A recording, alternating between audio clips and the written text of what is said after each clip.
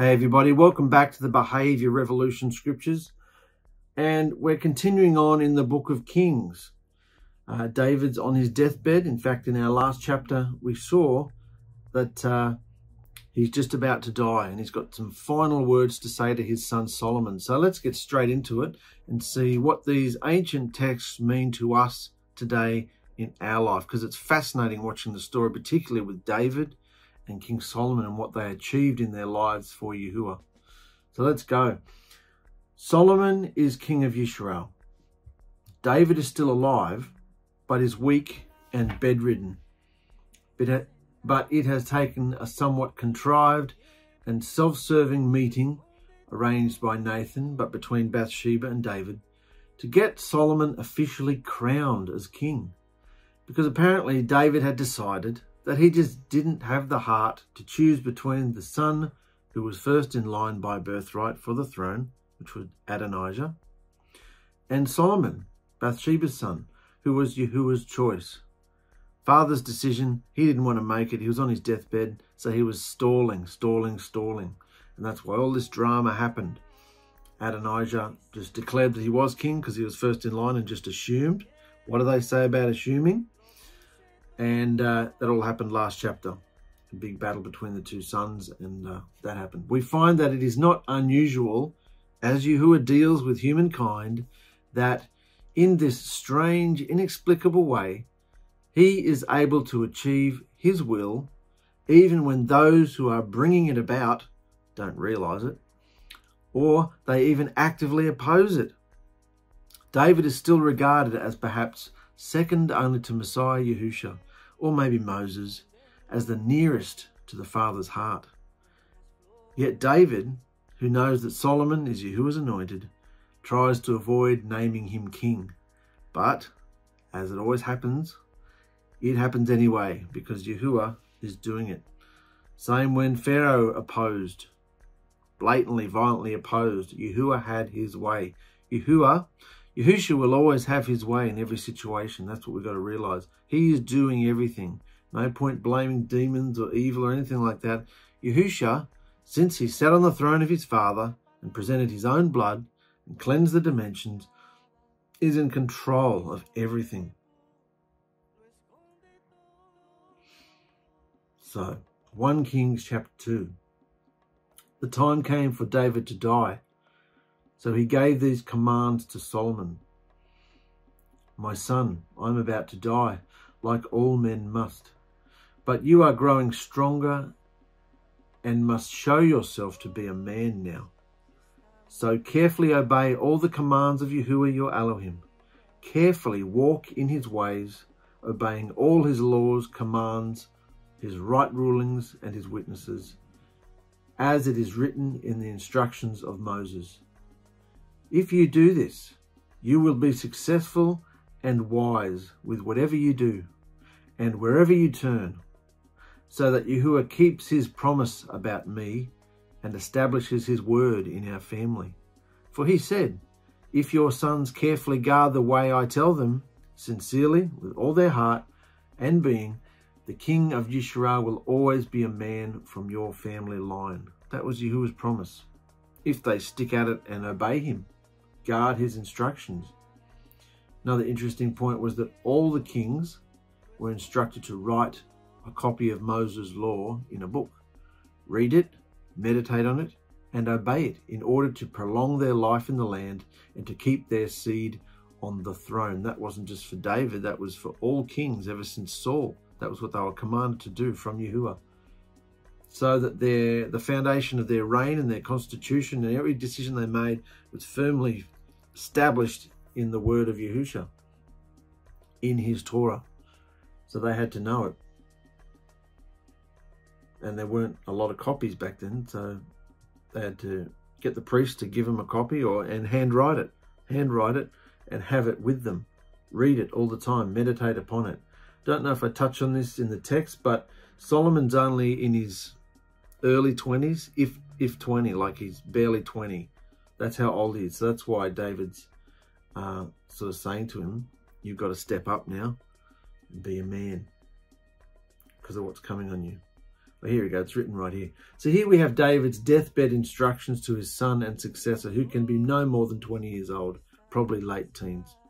Compare this with David, who didn't become a king until he was around 30 and was more mature and better prepared. So when David tells Solomon to show yourself a man, it is truly about telling this teenager that it was vital for him to grow up and put behind him the ways of youth now, that he had the fate of a nation resting squarely on his shoulders. But because this was no ordinary nation, but the earthly kingdom of Yahuah, and because Solomon was Yahuah's anointed one, divinely appointed to lead Yahuah's kingdom, then David reminds young Solomon that spiritual awareness, loyalty to Yahuah, and obedience to his Torah was to be at the core of his administration, and that it was by means of walking this path that Solomon would achieve success. Put yourself in the place of Solomon. We've all come from being youth. We've all come from being immature. We've all come from literally being children, brought into life, made older. Some of us are older than others. We've had our lives. We've had experiences. We are called to be mature. Associate with Solomon, the king of his reign. We are the king of our homes. Yahushua wants to reign in our homes. And if we want to be established, then what is necessary? David reminds young Solomon that spiritual awareness, key. Can't just be anything, do what you say, what you want. Immature, youthful, childish, whimsical. No, you must be spiritually aware of all the plays that are going on around you in every single person. Loyalty to Yahuah and obedience to his Torah, paramount, was to be at the core of his administration, and that it was by means of walking this path that Solomon and us will achieve success. So he's prepping his son for the fact that you're going to be king now, and watch out what's going to come. Passing on the baton. David also said, you remember what Joab, son of Zeruiah, did to me? He killed 2 of the commanders of Israel's army, Abner, son of Ner, and Amasa, son of Jether. Remember, it was during a time of peace when he spilled the blood that splattered onto his sword belt and army boots. I should have punished him right then and there. So use your wisdom in this matter, but definitely don't let him die peacefully of old age. So do what you think, but don't leave him alive.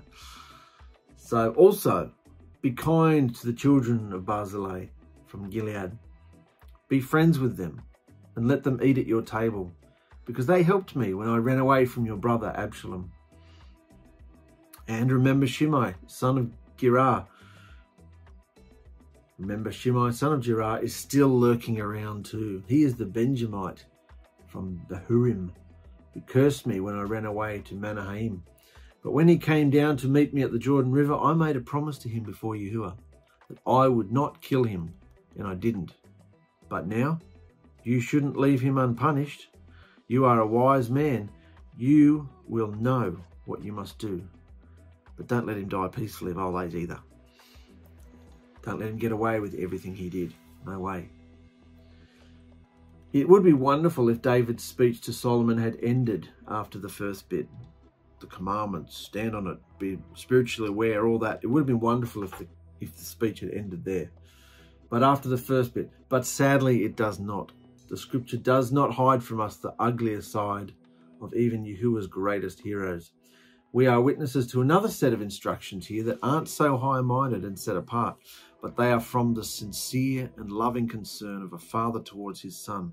There were great political dangers lurking all around Solomon, and David doubted that this youthful man who stood at his bedside was fully aware of them or knew how to deal with them. So now we've just seen David give Solomon 2 acts of revenge and 1 act of blessing upon some men who were very close to the throne or represented a threat to the throne during David's reign. So these aren't necessarily spiritual instructions or how to keep him strong, whatever. These are political movements, political plays, threats that were coming against the dynasty, the family that you should deal with. Tie up these loose ends so they don't tie you up. So after he said that, David slept alongside his fathers. In other words, he died. Just down here, sleeping alongside one's fathers is a hangover from ancestor worship. That's what they believed. You went and died. You remember the essence lives on through your children and all that ancestor worship and afterlife belief that they all had, including Israel. They believed that too, because at this point, Yahuah hadn't dealt with it and told them about the afterlife. So they just assumed, as pagans did, that they lived on through essences and cosmic cuckoo spiritualness and everything. So let's go on. David slept alongside his fathers. He died and was buried in the city of David. King David ruled Israel 40 years. He ruled 7 years in Hebron and 33 years in Jerusalem. Now, Solomon sat on the throne of his father David as king, establishing complete and firm control of his kingdom. Establishing, we're going to look at that word later. Establishing complete and firm control of his kingdom. Other versions say the reign was established in Solomon.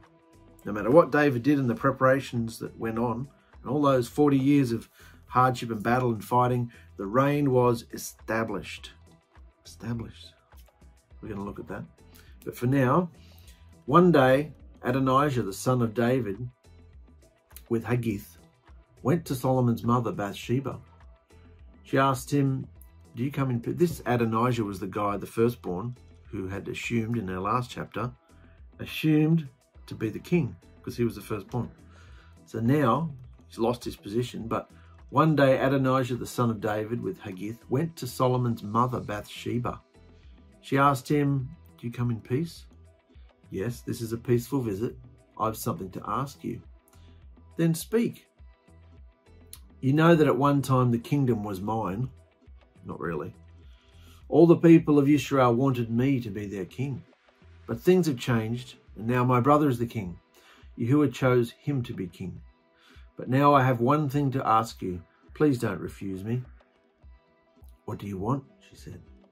I know that King Solomon will do whatever you ask. So please ask him to let me marry Abishag, the woman from Shunem. Very well, I will speak to the king.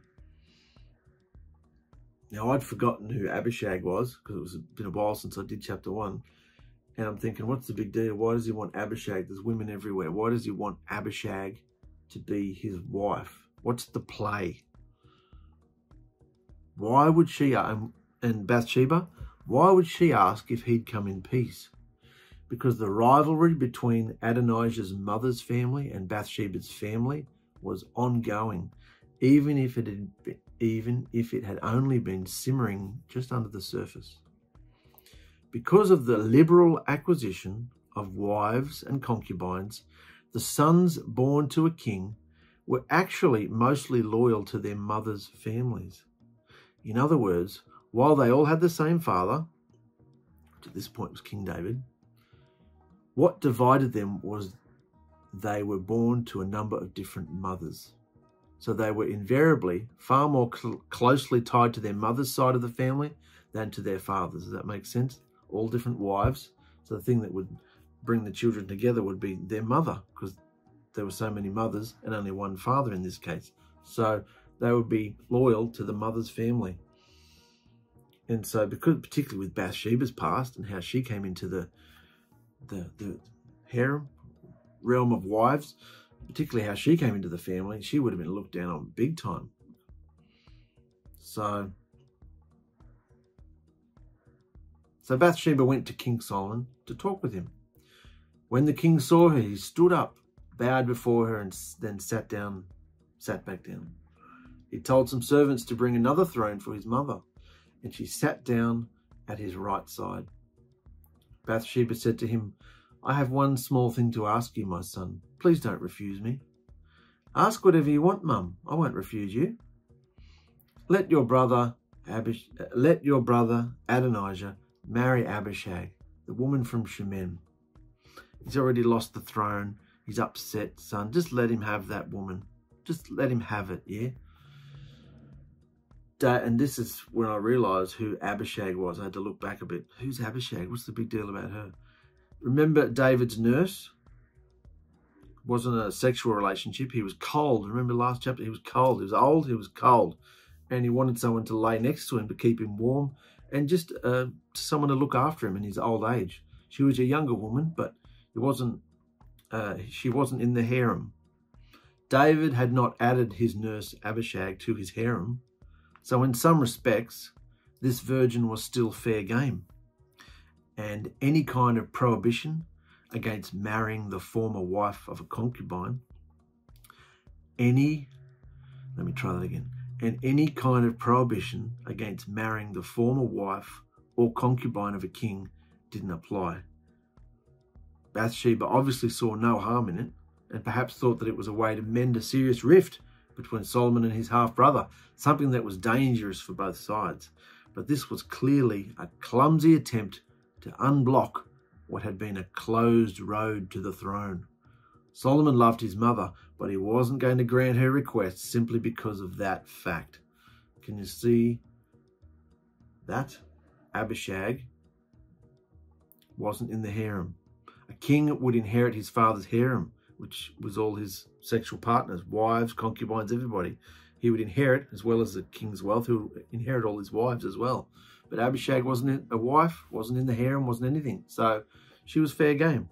It was a fair request as far as Bathsheba was concerned. But Solomon's now getting cunning, and he's looking at the play. He says, "Mum, why are you asking me to give Abishag to Adonijah? Why don't you just ask me to give him the whole damn kingdom? After all, he's my older brother, and both Abiathar, the high priest, and Joab support him." They were with him to prop him up to be the king. "By Yahuah, I swear I'll make Adonijah pay for this with his life. Yahuah made me the king of Yisrael, not him. He gave me the throne of my father David. Yahuah kept his promise and gave the kingdom to me and my family. Now, as surely as Yahuah lives, I swear Adonijah will die today." We still don't know what the play was. What's the big deal about this woman? So King Solomon gave the command to Benaiah, that was his military commander, and he went out and killed Adonijah right then and there, all because he wanted to marry a woman. What was the play? The play that Bathsheba didn't even see, obviously. She thought it was just a consolation prize. He's lost the throne. Let him have this woman. Solomon instantly understood. Let's have a look at this. Solomon instantly understood the motivation behind Adonijah's want of Abishag, something his mother apparently did not. Adonijah only wanted to marry Abishag to lay the groundwork for claiming the throne again. Because while the inner circle of David's court knew that Abishag was just a special servant for David to help him through his last days, here we go, the citizens of Yisrael would not have seen it that way. Everybody else knew she was just a servant, big deal. But the citizens of the whole nation would have thought something different. For them, she would have been a de facto wife or concubine, and therefore part of David's harem. See? Public perspective, perception. To the public, she would not have been a servant. She would have been a de facto wife, concubine, and therefore part of David's harem. It was usual for a new king to inherit some or all of the former king's harem, but to marry the woman that to many would have seemed closest to David's heart, because she was laying with him physically, keeping him warm for the latter part of his life, very close to him. So to marry the woman that to many would have seemed closest to David's heart would have been all but proof that Adonijah had a right to the throne. For others, it would have indicated an outright claim to power. Remember other stories where they've taken the husband's wife?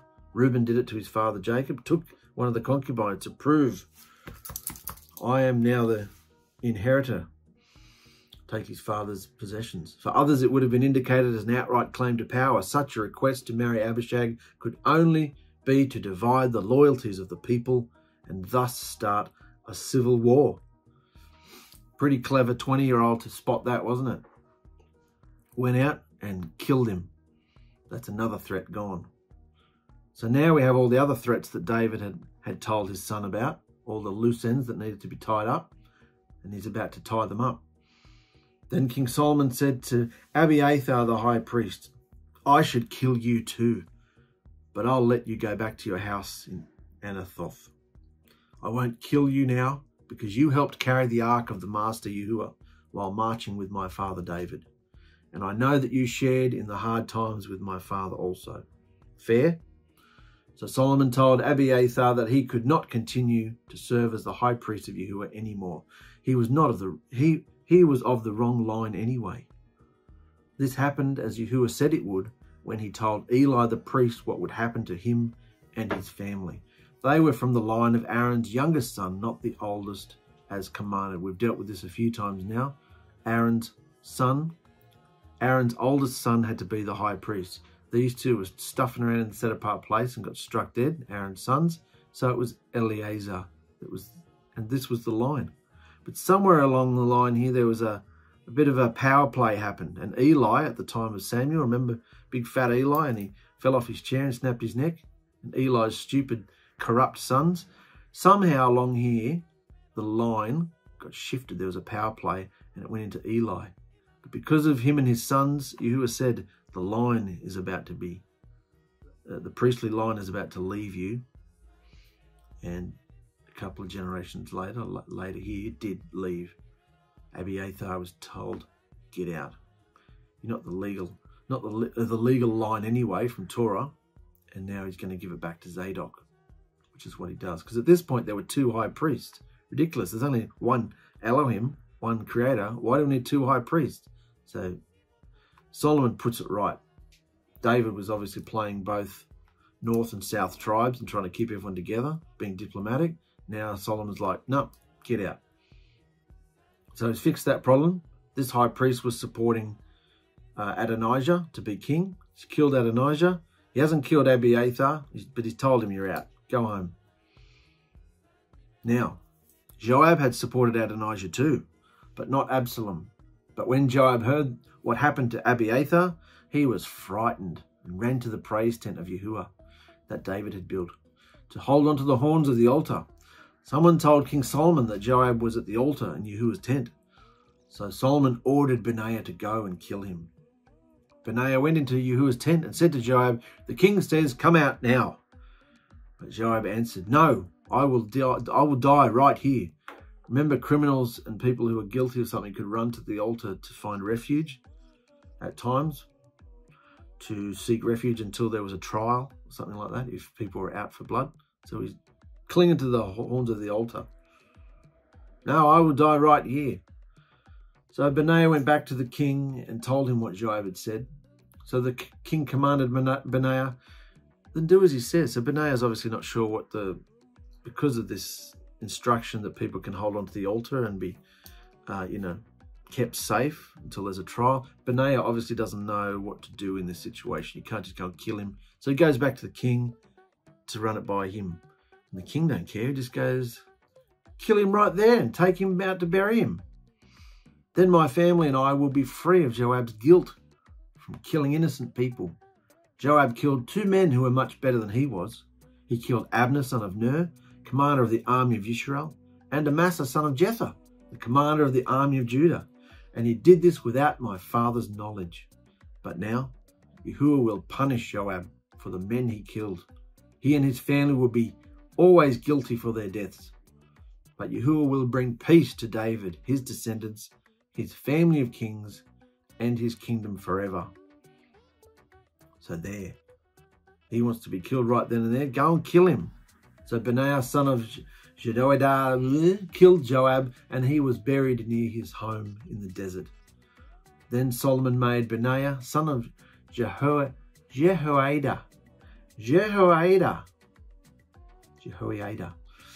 made that guy the commander of the army in Joab's place. Solomon also made Zadok the new high priest in Abiathar's place. He made Zadok the right priest again.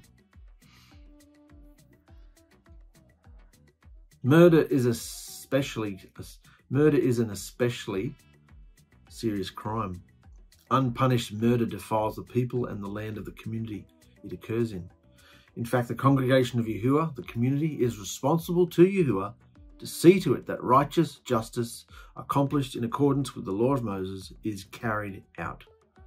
However, since the administration of Yisrael's government changed from the days of Moses and then of the judges, since Saul was made king, and the government of Yisrael became a monarchy, then it falls upon the shoulders of the king of Yisrael to ensure that justice is administered according to the laws of Yahuah. So Solomon says that by Benaiah killing Joab, even as he is holding onto the horns of the most sacred altar of sacrifice, then David, David's offspring, and his house, his family and his dynasty shall be at peace with Yahuah, meaning the blood guilt that is currently lying upon David's family for not executing justice upon Joab will finally be lifted. See how they see things? Blood guilt, you're guilty until that's dealt with. Now Solomon's dealt with it. Shimei answered, "Yes, my king, I will obey you." So Shimei lived in Jerusalem for a long time. But 3 years later,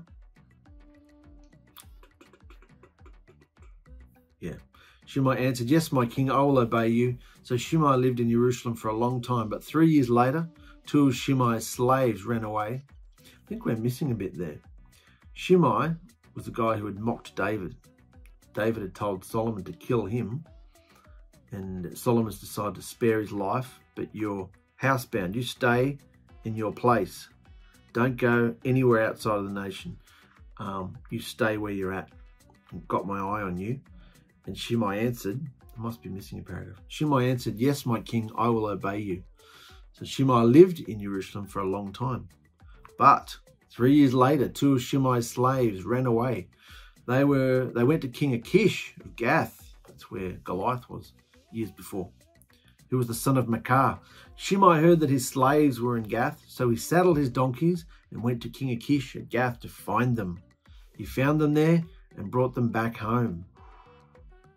But someone told King Solomon that Shimei had left Jerusalem and gone to Gath and back. So Solomon sent for him and said, "I made you promise in Yahuah's name."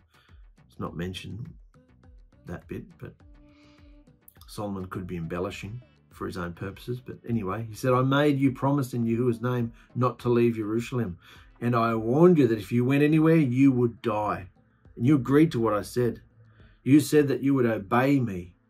So why didn't you obey me? Why did you break your promise to Yahuah? You know all the bad things you did to my father David." He stood on the rock face and mocked David and told him, "You're not the king," when David was running from his son. "You're not the king. You're a mockery. You're this, you're that." David should have killed him, but he made a promise not to kill him. But now his son has made a deal with him and he's broken that too. So, you know all the bad things you did to my father David. Now Yahuah will punish you for it. But Yahuah will bless me and keep David's throne before him forever. Then the king ordered Benaiah to kill Shimei, and he did.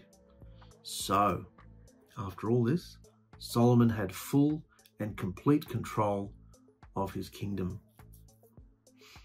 Many of the people that Solomon carried out the death sentence on, while a threat to his family dynasty and reign, as well as what they did to his father David, hadn't actually committed a serious crime worthy of death according to Torah, some of them, which would now make Solomon blood guilty if this was the case. Murder's pretty serious. You can't just murder someone on a whim for mockery or insult or anything like that. Not necessarily.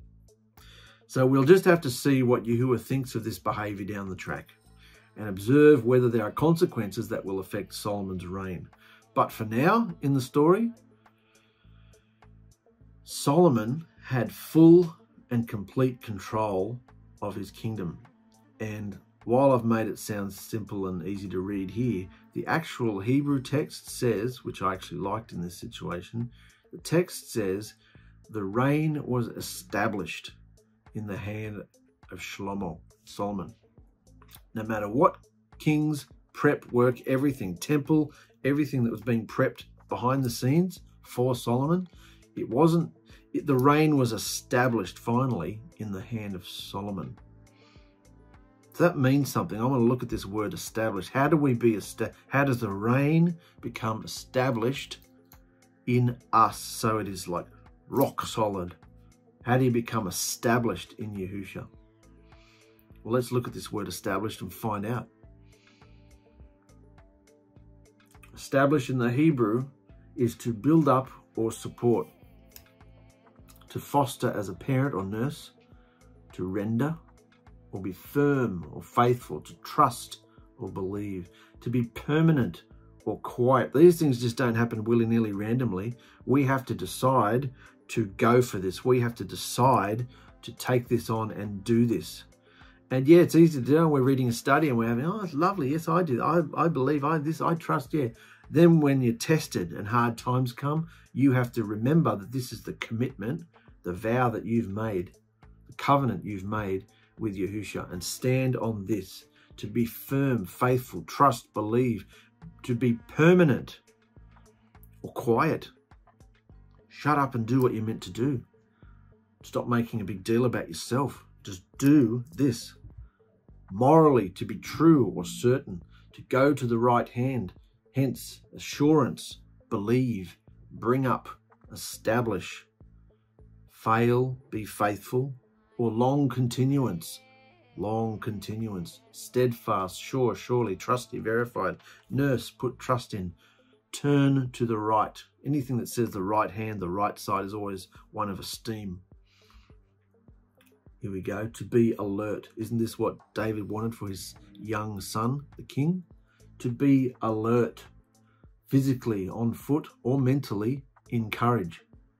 Confirm, be courageous, of good courage, steadfast, minded, strong, stronger, establish, fortify, harden. Got to get hard, not harshly, but got to become strong, not so emotional and weak in our feelings all the time. Harden, got to be ready for battle, increase, prevail, strengthen, make strong, obstinate, speed. To set, intensely, to found, be founded on, established on. Reflexively, to sit down together, to consult, to settle, to appoint, to take counsel. What's this talking about? Communication now. You're being established in his voice, his reign, his counsel. You're only interested in what he says. His foundation, lay the lay for a foundation, instruct, lay, ordain, set, sure. So this one's about communication. He wants us to be tuned into his voice only. To place permanently. To place permanently. That was the plan for Solomon, to place him permanently.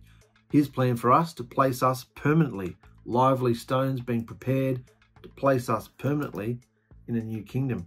Establish, leave, make, present, put, set, stay. To sit down, specifically as a judge, in ambush or in quiet. Speaks about certain roles we have to take when we're watching the play and dealing with people. To dwell, to remain, causatively to settle, to marry, make to, abide, continue, cause to make, to dwell, ease self, endure, establish, fail. We do that at times. Get back up and keep established. Habitation, haunt, make to, inhabitant, make to, keep house, lurking, marrying, bring again to, place, remain, return, seat, settle down. We can see the idea here, can't we? It's going on. To be erect, to stand perpendicular. Yeah?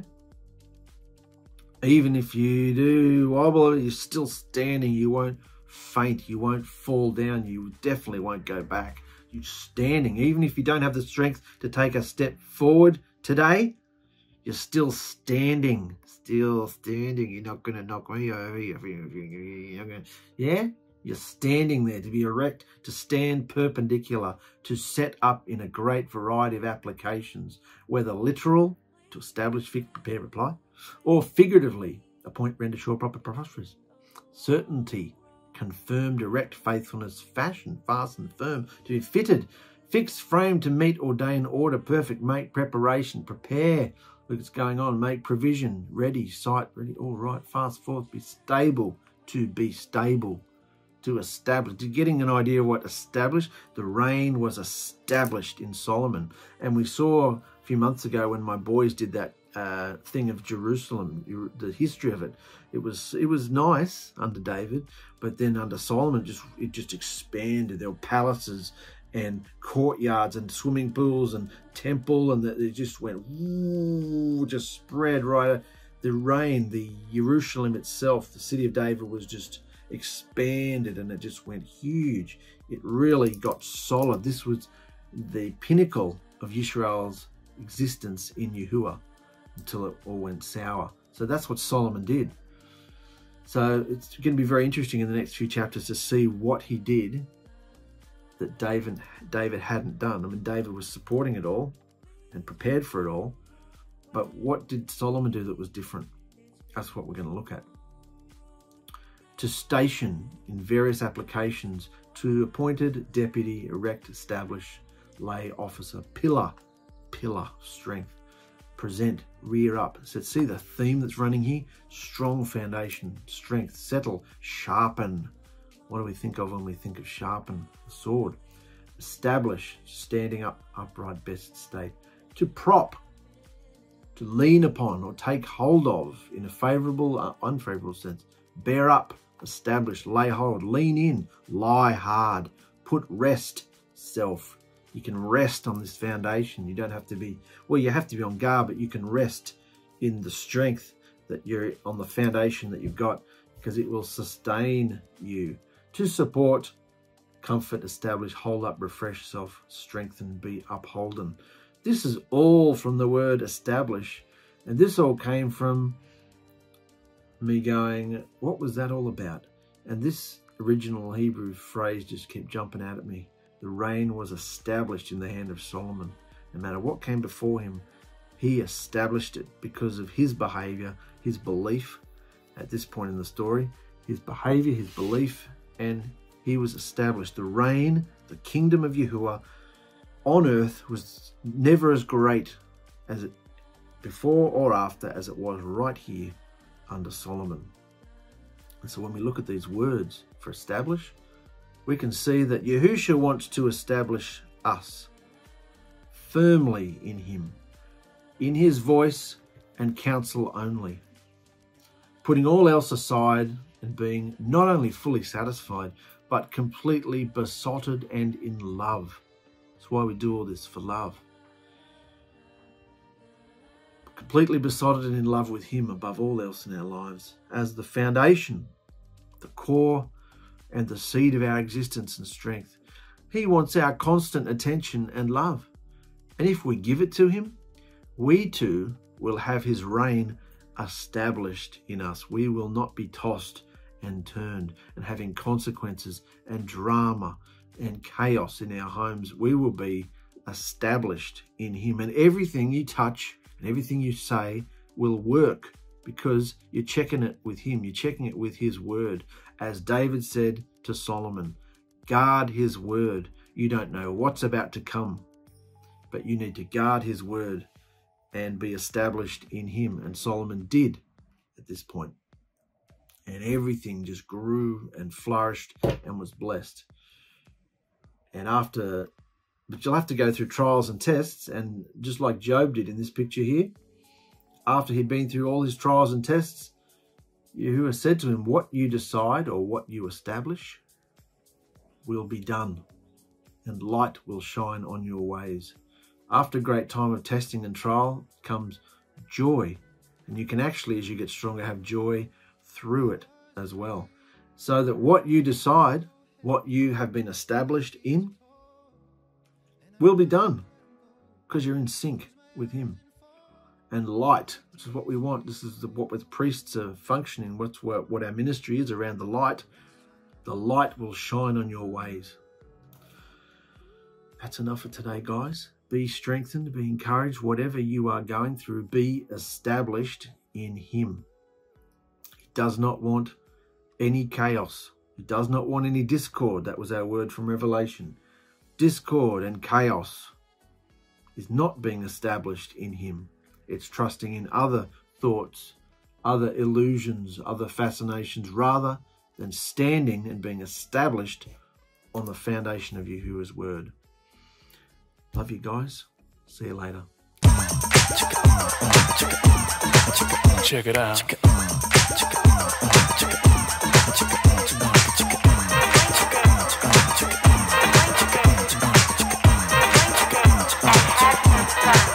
Check it out. Ain't it funky now?